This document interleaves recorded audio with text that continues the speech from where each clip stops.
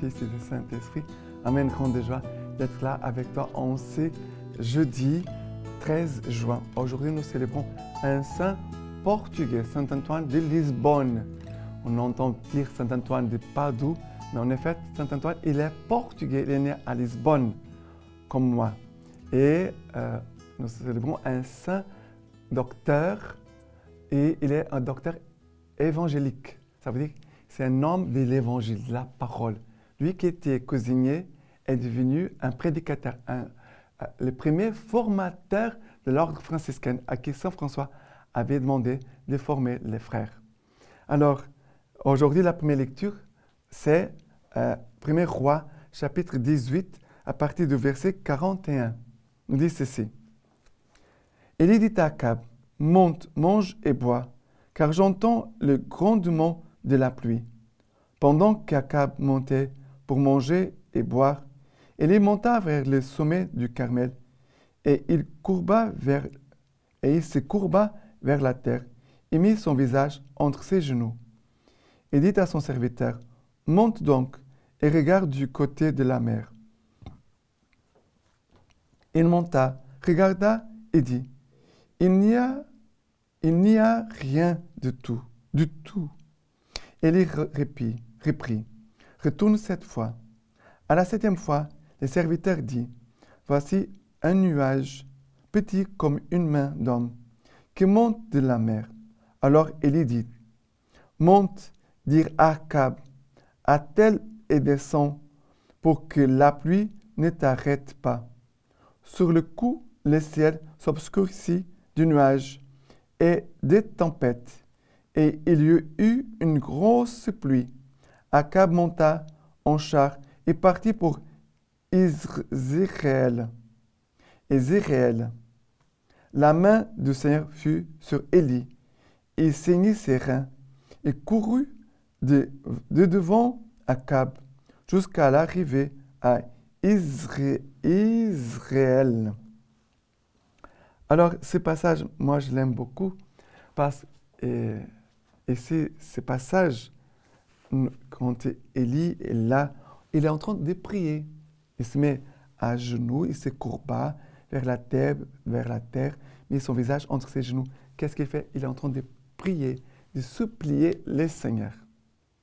Il demande à son serviteur de monter et de regarder du côté de la mer. Ça, c'est le mont Carmel. Pour ceux qui ont déjà été en Terre Sainte, il y a ce mont Carmel. Et là, le côté de la mer. La Vierge Marie, étoile de la mer. Alors, quand il regarde vers la mer, il attend la réponse. C'est une lecture spirituelle, bien sûr. Il est en train de regarder vers la Vierge Marie, il attend de la Vierge Marie la grâce. Car toutes les grâces nous viennent par Marie. Jésus nous vient par les mains de Marie. Et quand il va regarder, il va monter 7 fois. Monte et descend, mon prédit, mais le pauvre, il court, il se fatigue. Mais cette course, c'est la prière aussi. La course comme une supplication à genoux, une adoration, mais aussi cette course comme quelqu'un qui monte et descend, qui va vers Dieu, qui court vers Dieu, qui court vers la terre pour regarder la terre, court vers Dieu pour regarder, contempler le Seigneur, qui regarde la terre et voir les besoins, la terre qui était sèche depuis 3 ans et demi. Alors, il regarde cette terre, les besoins de l'humanité, il regarde Dieu et contemple le visage de Dieu. Il regarde la terre 7 fois, une prière continuelle, prière sans cesse de Saint Paul. Et après, d'un coup, il a les signes, un petit signe. Il nous dit, voici un nuage, petit comme la main d'un homme, qui monte de la mer. Voilà. Et Élie, un homme spirituel, il sait reconnaître les signes de Dieu. Il dit, la pluie arrive, la réponse de Dieu arrive, la grâce de Dieu arrive. Bon, il faut courir, aller chercher Akab, de lui dire de partir, car la pluie arrive. Et d'un coup, la grâce, quand il est l'heure de la grâce, elle arrive rapide et abondante. Sur le coup, le ciel s'obscurcit du nuage et des tempêtes, Et il y eut une grosse pluie. La grâce est abondante. La grâce est abondante. D'accord? C'est magnifique. La force de la prière comme une intercession, et cette contemplation entre les regards de Dieu et aussi de voir les besoins de l'humanité, des frères et sœurs. D'accord? Et maintenant, le psaume d'aujourd'hui, c'est le psaume 65. Le psaume 65 à partir du verset 10. Tu visites la terre et la fais regorger, tu la combles de richesses.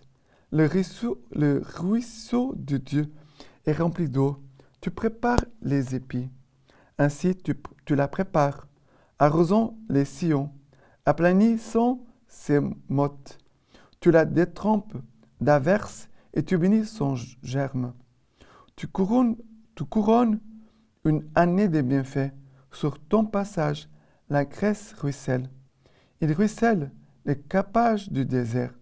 Les collines sont bordées d'allégresse.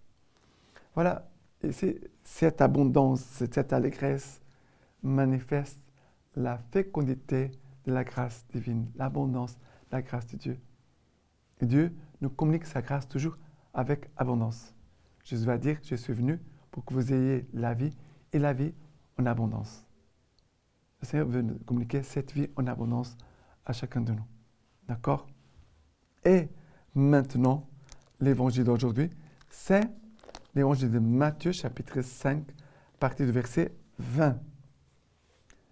Car je vous l'ai dit, si votre justice ne surpasse pas celle des scribes et des pharisiens, vous n'entrerez pas dans le royaume des cieux.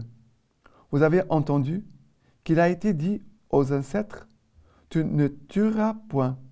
Et si quelqu'un tue, il en répondra au tribunal. Eh bien, moi, je vous dis, quiconque se fâche contre son frère, en répondra au tribunal. Mais s'il dit à son frère, crétin, il en répondra au Sanhédrin. Et s'il lui dit, renégat, il en répondra dans la géhenne de feu. Quand donc tu présentes ton offrande à l'autel, si là tu te souviens que ton frère a quelque chose contre toi, laisse là ton offrande devant l'autel et va d'abord te réconcilier avec ton frère. Puis reviens et alors présente ton offrande.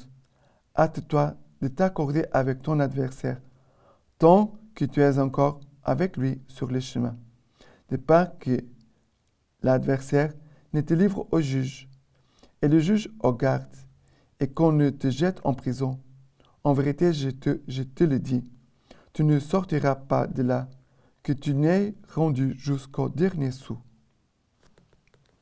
Qu'est-ce que c'est important ici? Ici, il dit, quand donc quand tu présentes ton offrande à l'autel, si là tu te souviens que ton frère a quelque chose contre toi, ce n'est pas que moi j'ai quelque chose contre lui. Laisse là ton offrande, laisse là ton offrande devant l'autel et va d'abord te réconcilier avec ton frère. Puis reviens et alors présente ton offrande. Cette phrase est très importante. Est-ce qu'il y a quelqu'un qui a quelque chose contre toi? Si je me souviens qu'il y a quelqu'un qui a quelque chose contre moi, pour célébrer la messe, je dois d'abord aller me réconcilier avec mon frère et après je peux venir pour faire mon offrande au Seigneur là devant l'autel. Le Seigneur veut un peuple réconcilié. Si nous sommes réconciliés, nous pouvons alors recevoir sa grâce. Si nous sommes en division, en haine, conflit, tout ça, ça veut dire que la grâce ne peut pas entrer. La réconciliation, la paix entre nous, permet que la grâce arrive. Ça, c'est très important. Très important. Des conditions pour que la grâce de Dieu arrive. Il faut la réconciliation, la paix entre nous. D'accord? La lecture patristique de Saint Antoine de Lisbonne, aujourd'hui. Celui qui est rempli du Saint-Esprit parle diverses langues. C'est Saint Antoine qui parle. Ces diverses langues sont les divers témoignages rendus au Christ, comme l'humilité, la pauvreté, la patience et l'obéissance. Nous les parlons quand en les pratiquant nous-mêmes, nous les montrons aux autres. La parole est vivante lorsque ce sont les actions qui parlent. Je vous en prie, que les paroles se taisent et que les actions parlent. Nous sommes pleins de paroles, mais vides d'action. À cause de cela, le Seigneur nous maudit, lui qui a maudit les figuiers, où il n'a pas trouvé des fruits, mais seulement des feuilles.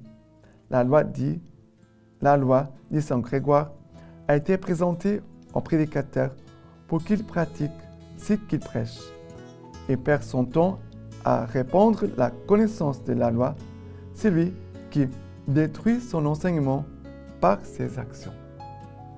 Maintenant, je vous laisse la bénédiction par les mains toutes pures de la Vierge Marie. Que Dieu Tout-Puissant vous bénisse et vous garde, le Père, le Fils et le Saint-Esprit. Amen.